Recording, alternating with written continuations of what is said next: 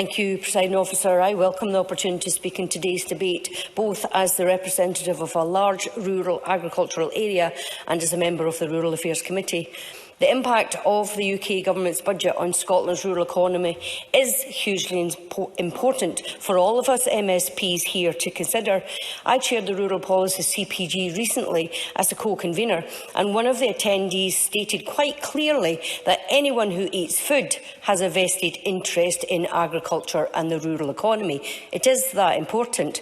Scotland is paying a high price for UK Government decision-making, first with the Tories and now with Labour. One thing is crystal clear: the Labour Government's budget has been a wrecking ball to Scottish agriculture, and Emma Roddick is right to use those words.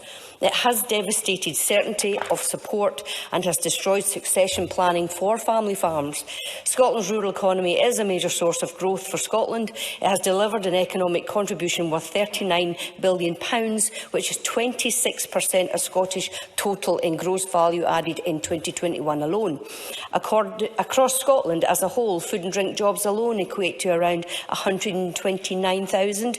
This is over 17,000 businesses, many of which are in rural areas with fragile economies, like mine Interviews in Galloway and the Scottish borders. However, the UK budget brings a hammer blow to the agricultural sector. Before the UK general election, there was a clear and united voice across the country that farming needed to see multi-annual year ring-fenced funding.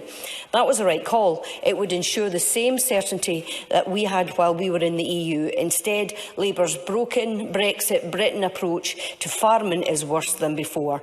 The removal of ring-fenced funding and barnetising this funding was always one of the biggest fears from the day after the Brexit vote, and the Labour Party have done it.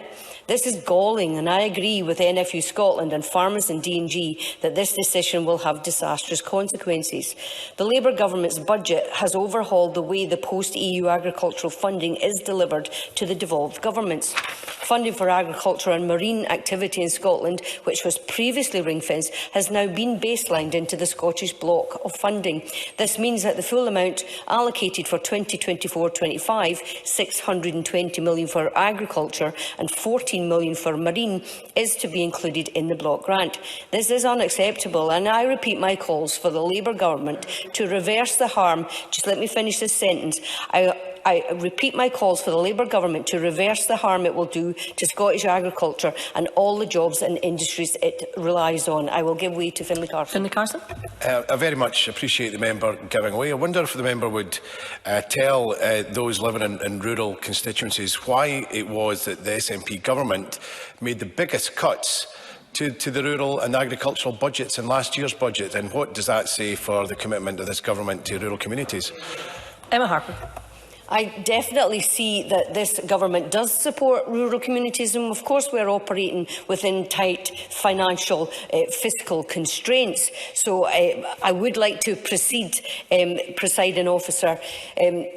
Labour has also imposed changes to the Agricultural Property Relief APR and made these announcements with absolutely no discussion with the devolved nations. This is despite the colossal contribution that agriculture makes to the Scottish economy. NFU Scotland are clear and have challenged the suggestion that only 1 in 4 farms would be affected by the change to APR inheritance tax as misleading, and that it doesn't take account of how land prices differ across the country and so will impact communities differently. I spoke with one D&G farmer who told me how much this decision will impact their family farm, with their son projected to pay in excess of £270,000 to inherit the farm. This isn't supporting our farmers, it's hindering them. Presiding Officer, it has to be recognised that the Scottish Block Grant is significantly affected by decisions that are taken by the UK, the United Kingdom Government. The Block Grant is now going to have an effect on the size of the resources available to the Scottish Government, which includes that funding which was previously ring-fenced for agricultural support. It means that if the budget is reduced in England, where there is 100% compatibility factors in Scotland, the Scottish budget will go down as a consequence. Instead of long-term funding certainty that was available in our EU membership, we now have an inadequate settlement here from the United Kingdom Government. So, however much the Scottish Government would like to deliver a multi-annual settlement, it only has financial information for one financial year. So, one thing I do want to pick up on was the labour shortages issue, and Karen Adam mentioned this as well. Migration is possibly the biggest challenge facing Scotland's economy right now. It is unforgivable that every Westminster party is completely ignoring Scotland's specific migration needs as they fight for right-wing voters in England. And the Rural Visa Pilot Scheme would help mitigate against labour shortages and facilitate routes for workers to come to Scotland and support our public services and help businesses to reach their full potential. During the general election campaign, Dame, potentially soon-to-be Baroness Jackie Baillie, said Labour was open to talks, but so far there has been no progress on this matter, despite the First Minister and Rural Secretary consistently raising the issue with UK ministers.